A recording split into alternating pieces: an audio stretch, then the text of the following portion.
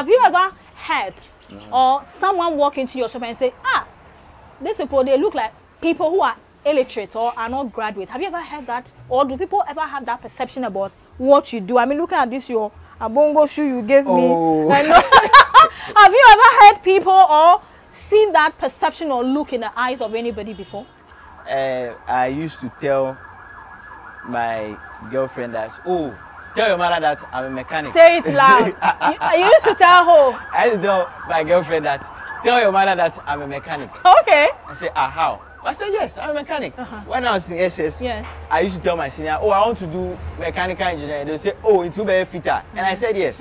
But today, it's not like fitter like the way we understand it. Like, there's a lot of like knowledge. This is a lot of like knowledge and engineering based, technical based. Okay. We know why this is working like this. We can explain to you why we did it like this. What are the advantages? So we are applying the education that we need. Okay. Somebody means it's just a perception thing, but we don't mind.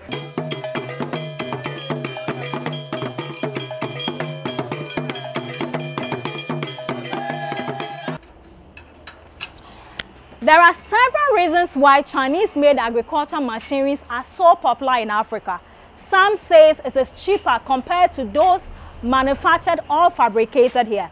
But the question is it durable enough to withstand the harsh climatic condition here in Africa? My name is Anyanam and thanks for joining me on the Ghanaian Farmer. This week, we pay a visit to Saytech in Kumasi in Ashanti region, precisely in Ajisu, to find out from the founders of Saytech, two young graduates who graduated from Kwame Nkrumah University of Science and Technology and founded this agriculture engineering company who are providing solution-oriented machines that is used or patronized by farmers mainly during the harvest time. If you are out there and you are still thinking or wondering, is Ghana at that peak where we can produce or manufacture or fabricate any of this machine, this episode is for you. We are capable and doing this and more if the Ghanaian youth or African youth is supported by the stakeholders that need to support them. I'm going for a quick break. When I come back, the co-founder, Boche, he will be joining me to tell me more about the genesis, the inspiration, the drive that led them to manufacture or establish this business. I'll be right back after this.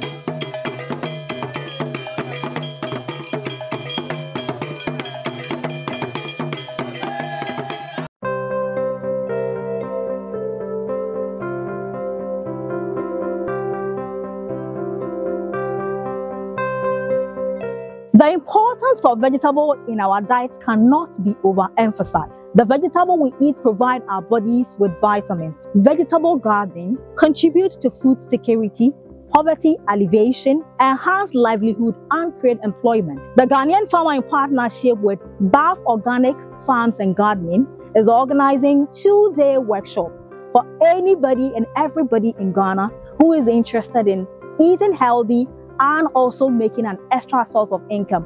We'll be attaching some starter kits to you.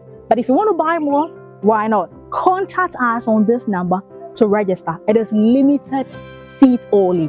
0554 830431.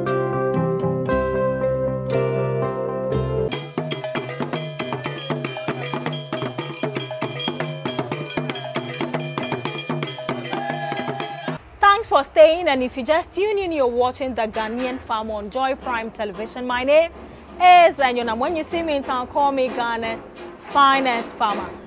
Don't be lost or don't be confused. It is still in the area of agriculture. Today we are all the way in Kumasi in Ashanti region. Precisely, we find ourselves in Ajisu, and we are inside an agricultural machinery manufacturing company called Saytech. And what they do is to help boost agriculture. Let's get to listen to the story, the genesis of Saytech, how it started, and why two graduates from the university didn't want to sit in air condition, but find themselves, welding and putting fire and all that. Let's talk to Theodore Boche, Nice meeting you. Nice meeting you. It's our second time of meeting, right? Yes, our second time. Yeah. Right. The first time was on KNUST campus, and Exactly. today we are here. Now, tell me the story of SATEC. In which year did it start? Okay, so this started in 2018, September 2018. So we are about 5 years this month. And before that, there was some backstory before we registered in 2018. Okay. My colleague, Jeffrey, who is a co-founder, he, in 2016 to 2017, entered into a competition organized by the Soybean Innovation Lab Okay. to design soybean threshers. At that time, the soybean, it was very difficult to get your hand on soybean threshers. So the Soybean Innovation Lab was interested in having people make soybean threshers locally. Jeffrey entered into a competition, and then his design got second place. Okay. So fast forward to national service, which was in 2017. Jeffrey did his national service as a pupil teacher in a Tinson. Right. Tinson, one of our workers comes from that village. Okay. Yeah, That's in the northern region. In the northern region, Okay. in Tinson. It's just after Yendi. At that time, there was no electricity. At least now they have electricity. So he was a pupil teacher there. So he saw firsthand how children were taken from class to go to the farm. Yeah. When it's planting season, when it's harvest season. Jeffrey did Agri and Biosystems Engineering. Okay. So getting to the end of his national service, he got in touch.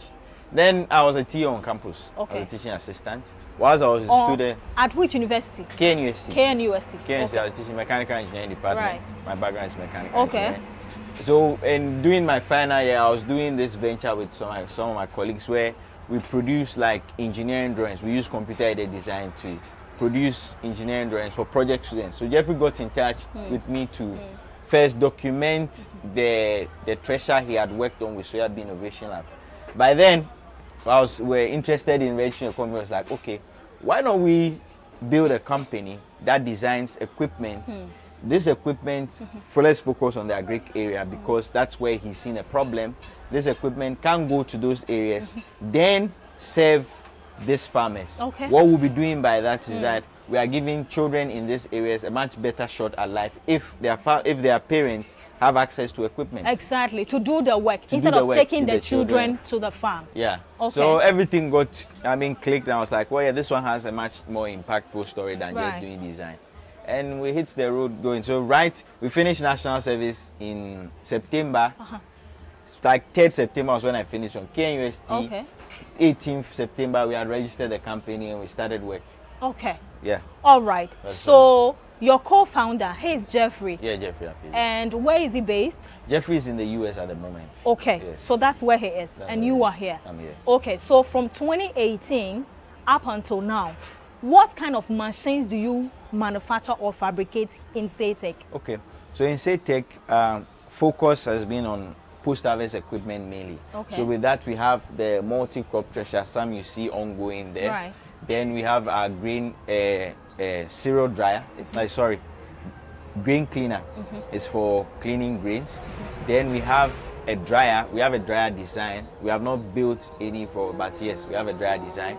And then we do have other equipment. More recently, we went into the cocoa area, and so we built this cocoa pod. This very one. This very one. Okay. We did a test of it yesterday. Another test. It's a cocoa pod breaking machine, Right. and then over time we have built other equipment to like equipment for animal husbandry. Okay. Our year is divided such that the first half we try and do some R&D. And then the second half, we focus more on the production of what we make, the products we make for that, so like the multi-crop thresher, the grain cleaner, or the grain dryer. The first half, we're able to do some R&D or some manufacturing contracts.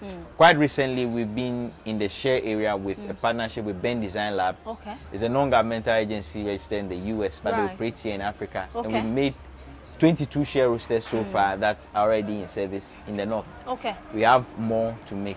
Okay. So these are the areas like we have in the grain value chain, we are in the share value chain now, cocoa value chain, and then some level of animal husbandry. Right. So yeah.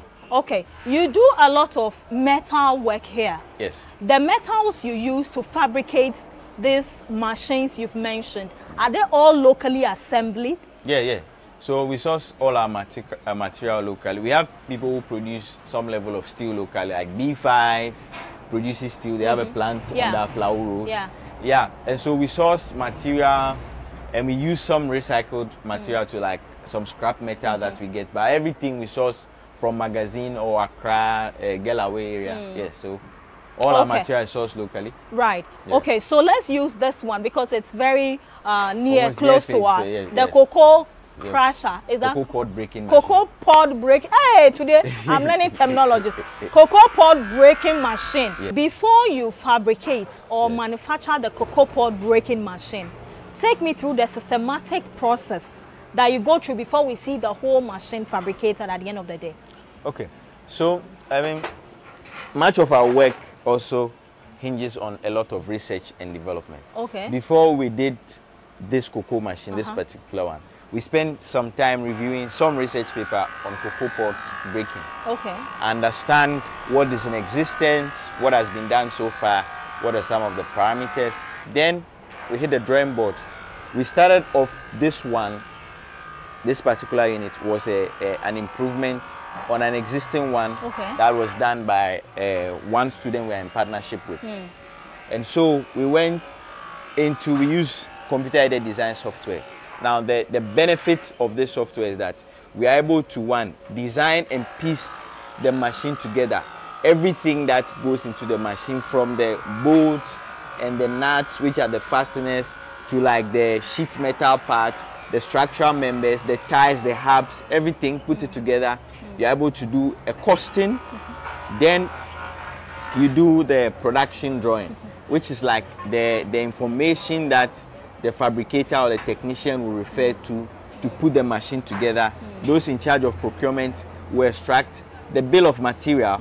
So this is a list of like all the parts needed, where to source them, so you know, okay, this machine will cost me this much to make. Okay. That information, of course, goes to the marketing team, and we know, okay, all the other associated costs to help determine at what value we sell the machine for. Then we invite one of the end users. So for this one like this, we've been working closely with the cocoa farmer. Okay. To understand, okay, is this one good for you? Is the output okay?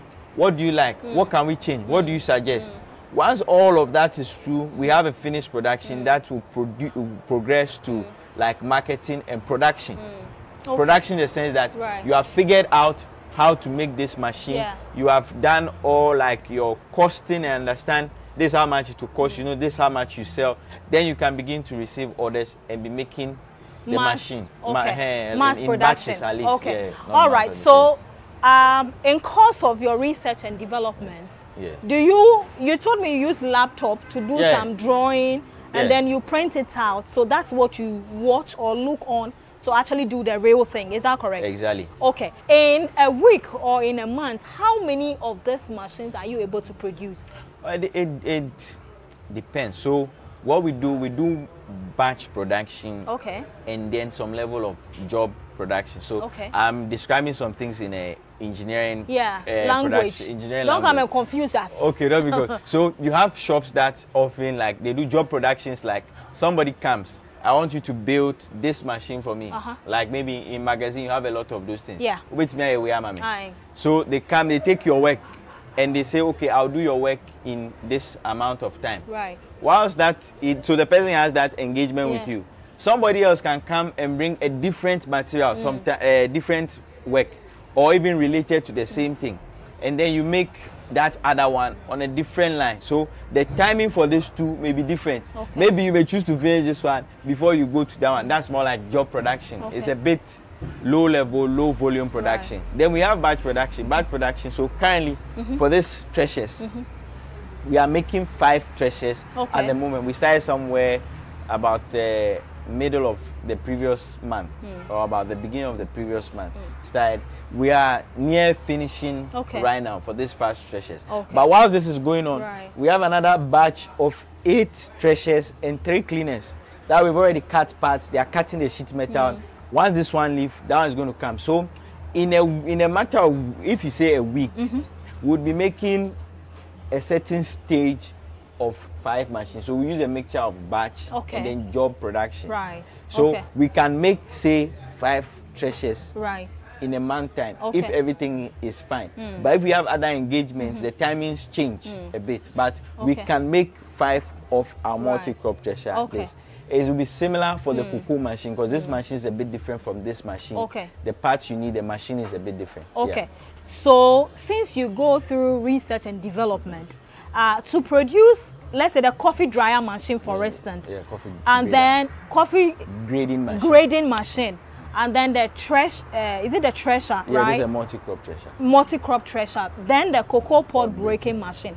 Are you able to tell how much it costs you as a fabricator or a developer to produce one of this machine? Yes. How much? To the very last CD. Roughly, give me an average cost for I give you an producing average one. because I can't tell you selling price. You see that? My markup Okay. is too bad. Yeah, no, But so I can give averagely, you- so- averagely, how much are we looking at? So I can give you percentages. Of course, give me I can give you percentage. percentages. So, for instance, The for coffee? the coffee grading machine yes. like this, it's costing about 24,000 to build. This is a Okay. job in a custom build. Right. The client requested for it like this. This how he wanted. Okay, so I can come with my design, actually- so and you we- produce to fit my You design can produce specifications. your specification All right. because this one, there's a lot of stainless steel. Stainless is Okay. quite expensive. Exactly. As compared to mild steel. Yes. This is mild steel. Okay. And that's stainless steel. So stainless steel is a bit more expensive. If Okay. you want this machine stainless Yeah. steel, it will cost more than, I mean, this one goes for this month, we are offering it for 50,000 cedis. For the thresher. The multi-crop thresher. We Okay. sell it for 50,000 Okay. cedis currently. Right. And now we make it a bit lower, but you know, we have to take care of other things. So Okay. there's a bit of markup for it. Right. From that level. So this is 50,000, this Yes. one costs like 24,000. Okay. This one is going The for the cocoa machine pod is going, breaking. Cocoa pod breaking machine is going for about 53,000 now. 53,000. Yes. Okay, that's But, the selling price. Yeah, with okay. more orders we can bring the price lower, because if I'm able to do more, I can use like the economies of scale Yeah. to bring down the price. This is like the very first unit Okay. that you are That you are making, so the producing. cost is much higher. But if say you are making 10 of this, which we can do, the cost should go lower Okay. for the client. All yeah. right. Who are your target markets in the line of agriculture? Because you know, Ghana's or African agriculture space largely is, you know, made up of about 60 to 70% smallholder farmers, yes. and then the rest is left for the commercial. Sure. Who are your market targets? Okay. So for it varies from equipment to equipment. Right. So our multi-crop thresher, we know very well that farmers cannot use it. Okay. But the farmers are the end users. Yes. So this we sell mainly to micro entrepreneurs who use the machine to provide service for To the farmers. farmers. Okay. So he moves this machine with his motorcade or tricycle from farm to about farm to farm. Okay. Then they do threshing, and the farmers pay them either in grain or cash. Okay. From area Right. to area Okay. as it goes. For this coffee grading Right. machine, is going to the client's shop or production site. Right. Very specific for them. So the person buying is the person using the machine, end user. Okay. So it's not necessarily the farmer. It's not But necessarily. it could be the Ghanaian farmer who says, say like, I need you to produce about 10 thresher for me. Yes. And then I'll locate certain high producing agriculture communities, center it there, and be rendering services to the farmers. Is that not Exactly. correct? Yes. At what stage in the farming level do I need this machine? Well, in the farming level, it depends on you. But this comes as a post-harvest So equipment. during harvesting. Period, yes. Okay. Post-harvest equipment. So Okay. once your crop is dry on the field and you need to thresh, that's the point where you're actually counting your Right. gain. Okay. Because you have to harvest, and then the machine is able to separate your grain Right. from the crop for you. Okay. And you know, this is the value It produces. the value it produces. Okay. Yeah. All right. So when this machine goes to the farm, and let's assume that recently we interviewed the 2021 overall national best farmer, The machine. who has about 2,000 acres of maize. Yes. A day, how many tons of maize can I thresh with this machine? Okay, in an hour, this machine can do between 18 to 2,500 kg bags of maize In a day? in a or day. in an hour? in an hour. Okay. In an hour. So let's say if we pack it, we peg it at 20, because Mr. Mashood's case, for instance, has a lot of farmers. 20 bags of 100 kg is about 2 tons. Yeah. So 2 tons, you can work, let's give or take 8 hours. Okay. But if you are using coolant in the engine as opposed to water, you could work for much longer and take rest. There are areas in Yendi that they even use the machine the night. Okay. You just have lighting and you can work as long as you want. Okay. But we know that from test, an acre of work would be done in less than 2 hours with this machine. Okay. Like if you have an acre, it will be then, yeah, 2 hours. All right.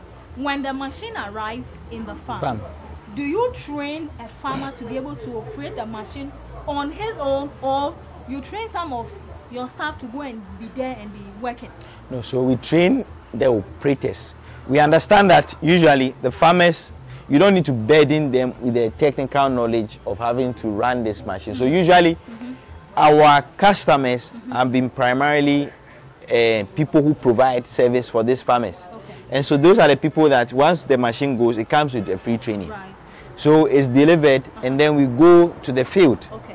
On the day that the person will do their first work, we go we have operators here who know how to use the machine. They go and they train. In some cases, we spend more than a day there and go to a number of places because there are things you need to know about the machine. But besides this, we have a video that the farmer, unfortunately at the moment, is in English. So the farmer the operator needs to refer to this video over time to just refresh their mind on how to use the machine, how to maintain the machine, safety precautions, and then we have a manual too that comes along with the machine that the owner of the machine can look at, can refer to, and we are, readily available to give you any support when the machine is on the field. Okay. Does this machine work with electricity or fuel? Okay. So this machine is powered by a diesel engine. Okay. The diesel engine, you can start it manually or you can start it with a key. Yes, I actually saw a key. So we have a battery and an alternator that we can add to the machine. Okay. Then once that's added, you can start your engine with the key and then the battery level is charged. Right. Okay. Knowing very well that there are imported machines like the treasurer, the one for the coffee, and of course this one you just fabricated, are in shops being displayed for sale. And you know how unfortunately Africans are drawn to foreign stuff, compared to the locally manufactured ones. How easy or difficult is it for SATEC to convince those who have the financial power, or even farmers themselves, commercial farmers, to patronize your machines and use them on their farms? Okay. So I would say that it's been varying a bit. I mean, of course, a product. But so far, we've sold about 70 plus of our multi-crop thresher, both locally and then internationally too. And so that is evidence of some level of, demand for the product. Now, if you are buying an equipment from China or Brazil or India, once you see the machine on the internet, you say, oh, it's cheap. Okay. Let me bring it down. You bring it down and find out the material they are using for it is too light. It can't even do the work. It's not as durable. We have the added advantage of understanding the market, the system here. We have traveled. I mean, we have our equipment in almost every region. Okay. Our equipment has even worked in Accra before. We were sending for a demonstration. Our equipment has worked in Accra. So in almost every region there, we have our treasures there that have worked. And so from all of these areas, we have data. We understand, okay, if you are doing for this place, it needs to be like this. These are the kind of farmers. These machines, we have even machines at the back there that we made all the way in 2018 that are still functional, are still working. You can, if somebody calls, we can send the machine to the field and I'll be able to do work for them. We give because we are able to focus on what the user wants. Our design approach has been more user-centric as compared to equipment that comes. Then you take another thing is that, one, how easily can you access warranty from imported equipment? Okay. Because those importing the equipment are often far off. The process is a bit more complicated. I know. We are here. We give 6 months warranty. Easily accessible. Every equipment, the spare parts, some we are able to make, and then we try to make the machine with parts that are readily available in the area. We use like chains from motorbikes, which you can find almost anywhere in the north. We use trailer brake springs, which are like all around for certain parts. Right. So we are able to easily respond to issues on the field. If we are not even able to, we are able to guide somebody who is close to you to get it done. Okay. All right. Now, I know of Agriculture Engineering Services. Yes. Their head office is in Accra. Right. Are they aware of you? Have you ever collaborated or partnered to do anything yet? Because it's a government institution, and what you're doing, you know, perfectly fits into the purpose of government importing machines and selling to farmers at discount prices, payment and installment. Have you guys done anything together? Yes, we have received like some level of, we've had engagements with Agri Services Directorate in Accra. We've had with the Kumasi Department branch, one Dr. Clara, forgetting her full name. But yeah, so for instance, in was it last year or last 2 years, the National Best Farmer Week celebration was in Cape Coast. They invited us, so we're part of the Ashanti team. 2021. Right. So we're part of the Ashanti team, and then we went, of course, with the help of the Agri Service Directorate. It's not like maybe they bought equipment from us, but from time to time when people get to them, they direct some of the people here to come to us. So we have that some engagement. With them. Yes, all right. Another question will be, do you think this is the future for African agriculture to achieve its full potential? Agriculture machinery? Yes, definitely. Definitely. One, you see, whether we like it or not, the burden of taking care of the continent is on our shoulder. We can't hide from it. I mean, if you take my age, you take the age of all the people work, we are the young people, we are going to man like production now and then in the next few decades to come. The population of Africa will double by 2050. That's more mouths to feed. But we cannot continue doing it in like very crude ways that we are doing now. Because of the nature of land ownership and how farming is done, you have like the land owners a bit more dispersed. The farmlands are a bit more dispersed, being served or manned by few people per time. So it means that the best approach to achieving this may not be large equipment all across, but differently sized equipment, some smaller, some medium sized, and some larger sized equipment that will serve all of these people. And this equipment being made locally is very, very important. Because recently, I had an issue with one of the engines that we're using. I was trying to contact the manufacturer. See, your engine works fine, but your engine doesn't last. It's not my problem. It is your issue. Now, how can I address that problem? Then I think about, there's nobody that makes engines here in Ghana. It means that somebody needs to be making that, or otherwise we would have to face the reality of that. Because we are importing engines from outside the country, whatever they bring us is what we have to deal with. I see. Right, so I'm still I'm in talks with the co-founder of SATEC.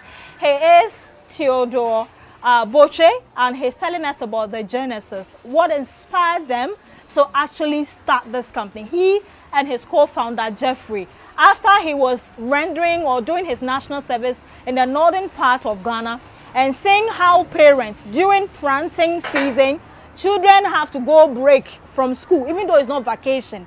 They have to go to the farm and work. During harvesting, they have to go to the farm and work. But let's look at the productivity-wise. Using human beings for planting and harvesting time. Look at maize, how you use your hand. How many can you do before the day ends? This is the future of African agriculture. My name is Anyonam. If you just tune in, you're watching the Ghanaian Farmer on Joy Prime Television and on YouTube. I'm going for a quick breather. When I come back, we'll be asking Theodore, aside Ghana, which other countries have they worked in? What is the future looking like? The background of people who work here. Do I need a special training or education before I can work here? These and many more. Stay with me. I'll be right back after this.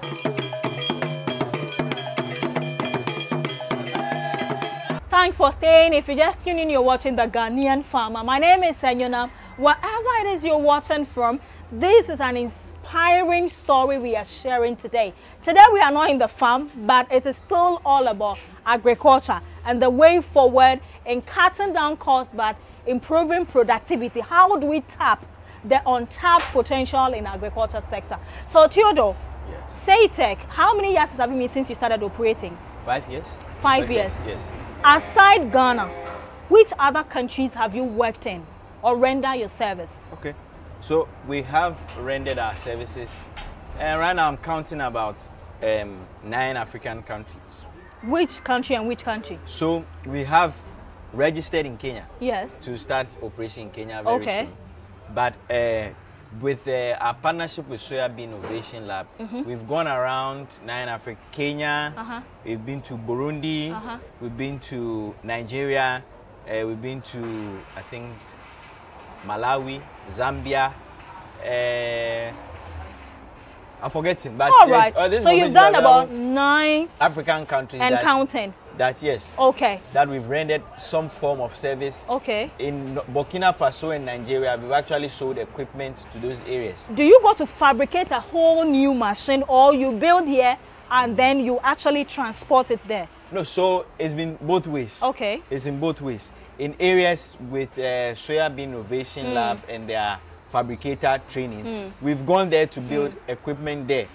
My co-founder and myself sometimes over the years. Okay. In areas in Nigeria too, we've made equipment here and sold and been sent by air to Nigeria, by road to Burkina Faso. Right. Okay. Yes. Now, my viewers are very curious people. Yes. If you're asking me to pay something around 50K Yes. to carry one of these treasures away, when I take it to, let's say, the Volta region, where we do a lot of cereals, rice and maize, beans, and all those things, have you managed or inquisitive enough to ask these service providers, do they charge cash or how do they get paid? Okay. I mean, how do they make profit? After investing my 50K, I'm counting the money already. Oh, yes, yes. So it depends on area. Okay. In the northern aspect of Ghana, those places, they do a lot of they are paid in grain. So when they thresh, you send this machine. In a day, you go to a farm. Okay. And then you thresh about 10 bags of maize. When the time you thresh, out of the 10, the 9 belongs to the farmer, and then the 10th belongs to you. Now, that 10th, that 1 bag you get, let's say you thresh 10 bags, and you get 1 bag, 100 kg. That 100 kg may cost like maybe 300 cedis at the time that you are threshing.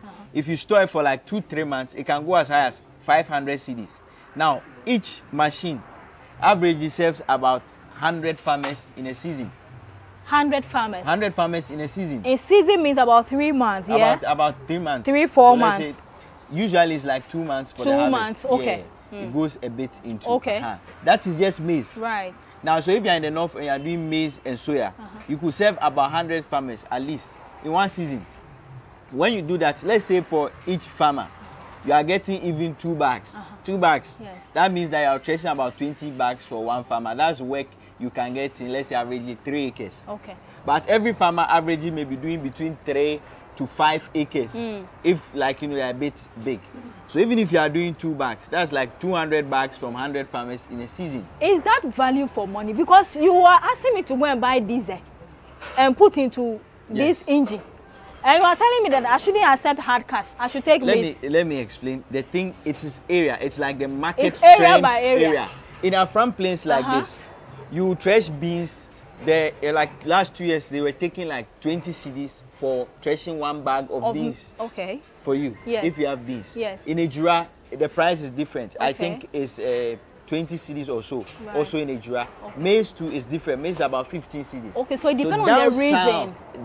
The southern people pay more in cash. Okay. In the north, it's a bit more difficult because of, you know, the income levels of the farmers to pay in cash. Just like sometime in Akosombo. Yeah. If you want a commodity, you take fish, give it to the market woman, then he will give you what you are looking for.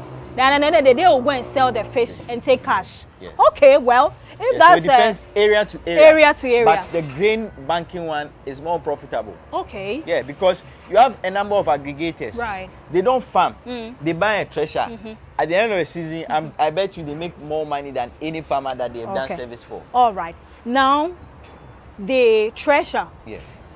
If I'm cultivating maize, beans, rice, and soya bean, at what stage of dryness do I bring it for the treasuring? Is it hard dried or semi-dried or what? Okay. The drier it is, the better. The drier. The drier it is, the Okay. better. So there are changes that you do in the machine, right, that we know for to be able to accommodate much wetter seed. But then when the grain is not so dry, the engine is more expensive to do, because then you have to spend more fuel, burn more fuel to do more work. So the dry it is for like maize, if you are getting somewhere around 14 and below, it's very good, at least on the field. It's very good. Rice too even has to be much more drier than maize, because for every crop there's a crop to chaff ratio. The one for rice is much higher than the one for maize.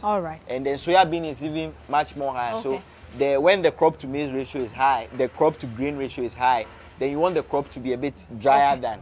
Yeah, that's fine. You said that you produce based on order. Is that correct?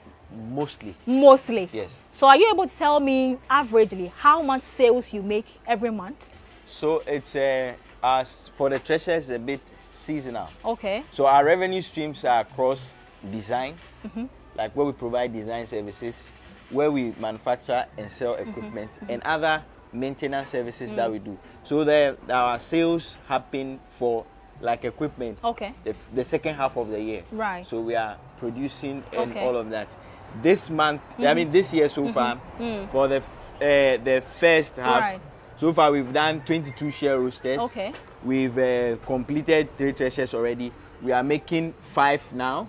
And then there are 8 treasures to go, 3 cleaners to go after. So we are quite busy between now and then the rest of the year. So you are taking all those money into your pockets? Not necessarily. Some of this. Theodore, you are taking all those money into your pocket. 50K. About 10 of them. If my family poster was here, no. We don't take it. So when you make an order, you pay 60% upfront. 60% upfront. When you finish the machine, you come for it, then you pay the 40% balance. So it's not like we are taking all of that money. And some of this production, we are funding, like we are stocking inventory. So we are using our own money to make against those who buy. So that we can deliver fast. Theodore is playing a fast one, so it's okay. Now, the workers who you deal with, are they all graduates? Not across board, but most. Do they all have engineering background? For the production area, it's engineering or something. For the production and design area, it's engineering. Our business development, we also have engineers there, but we have accounting, finance people too there. Does it mean that a father who might walk in or admire what you do cannot bring his JSS, junior high student or child, that, hey, Theodore, I love what you do, can you train my son? Is it acceptable like that? Yes, it is acceptable. We do that. We have right now school is on vacation, and we have one kid around who is with us. And then he comes around, helps around the shop. But it's not like the huge chunk of there's just less than perhaps 5% of the people here are they all permanent staff? We do have, yes. So under your watch, how many permanent staff does SayTech have? Right now, permanent staff, we're about 9. 9? Yes. And casual? Casual is about 4. Largely, how do you come by the funding to do what you do? Well, is it from your sales, or there are other ways of raising funds to do what you do? So it's been a mix. Okay. So initial stages, when we started off, we got a design work that we did, and that was enough for us to get the equipment, like the computers that we needed to start off. Yeah. So we started off doing design work first. Then we won a competition that we got a grant. Okay. The grant helped us to move into our first manufacturing space. It was from iShow, organized by ASME, American Society of Mechanical Engineers. And 2019. Then over the years, we've been, running operations by the sales and the grants and things, but it's predominantly the sales that come through. Okay. Would you say that if you are giving the needed support, you can employ more people and expand what you're doing? Definitely. We are currently raising funds. Right. Yeah, we're currently raising $500,000.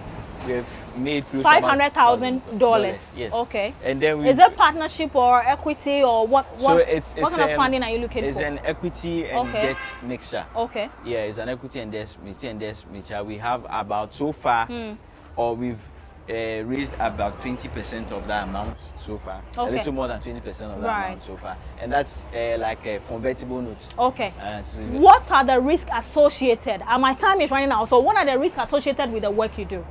Okay, I mean, of course, there's some level of occupational hazard. See the shoe and the socks they gave me. you see my shoe. Oh yes, but yes, we have try to, as we move on, improve upon our operations. Of course, we are trying to get into a much bigger place and things, but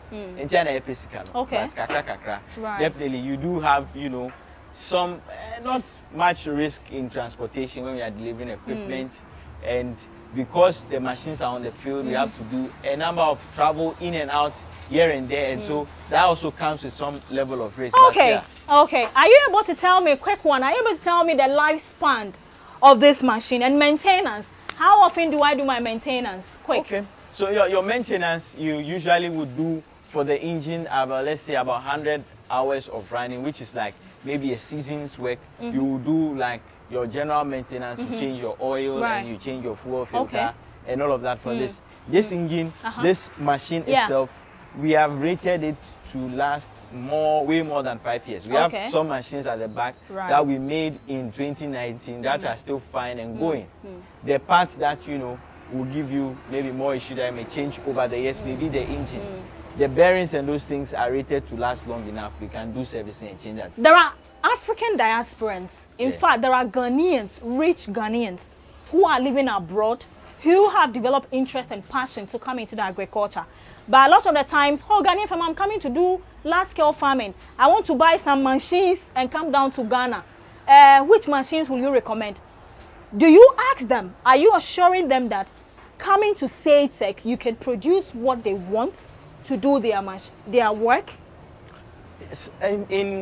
In terms of the products that we offer, if somebody is looking for a product that we already built, that one, no doubt, we can provide for you. If the person wants some custom build solution, we are ready to go with you to the last mile to ensure that it's working. I mean, those for something that we have not done before, as we are building expertise, we definitely have to try, make changes, This one has been like 1 year in development and to the point where it's ready to go to the market. So I can't give you one blanket answer, come, we can do everything for you. But we are ready to go with you to the very last mile on delivering any solution for you. Is the African youth capable of producing what African entrepreneurs or agripreneurs need to be able to produce that maximum limit? Yes. Like, you see, we have equipment that we use here. Like the press, the rolling machine, the bending machine was done here, magazine. I have somebody. So we guided the person, I want it like this, He already makes that.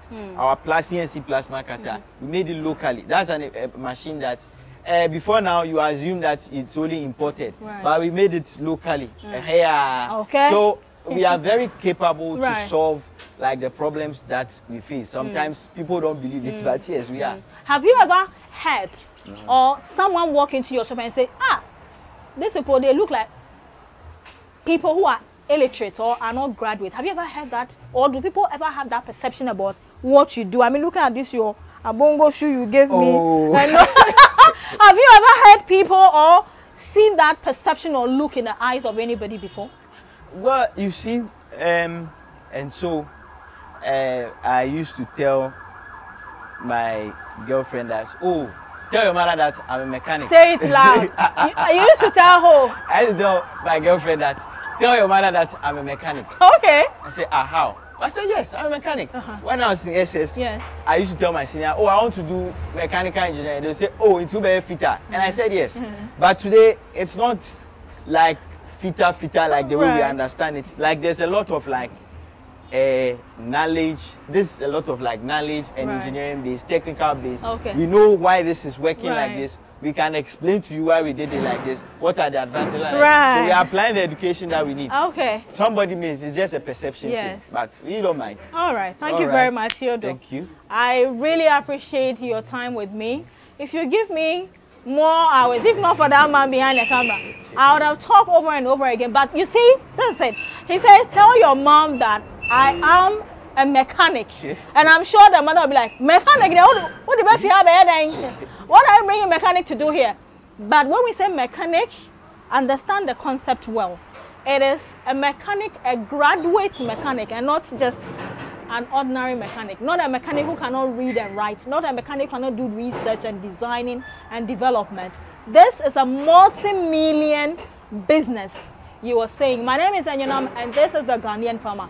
If we want to reduce post-harvest loss, we want to cut down costs and increase productivity, the side of mechanization or machinery in agricultural development is very key to actually tapping into the true potential of African agriculture. Thank you so much. I believe this has been an eye-opening. If you're out there and you want to invest into agriculture, this is another business I've introduced to you. You can decide not to be a farmer, not to be a commodity trader, not to do value addition. You can decide to invest into these machines and look for the vantage communities that we do farming. Put them there and render your service. How can we find you? Social media, website? So, right, if you want to get in touch with us, you can visit www.saytech.io. That's our website. We are on social media at Saytech for most of them, Saytech Company Limited, on LinkedIn. Or if you want to call, you can call our office on +233 20 987 9370. I go again, +233 20 987 9370. Okay, that's it. Thank you very much. Thank you.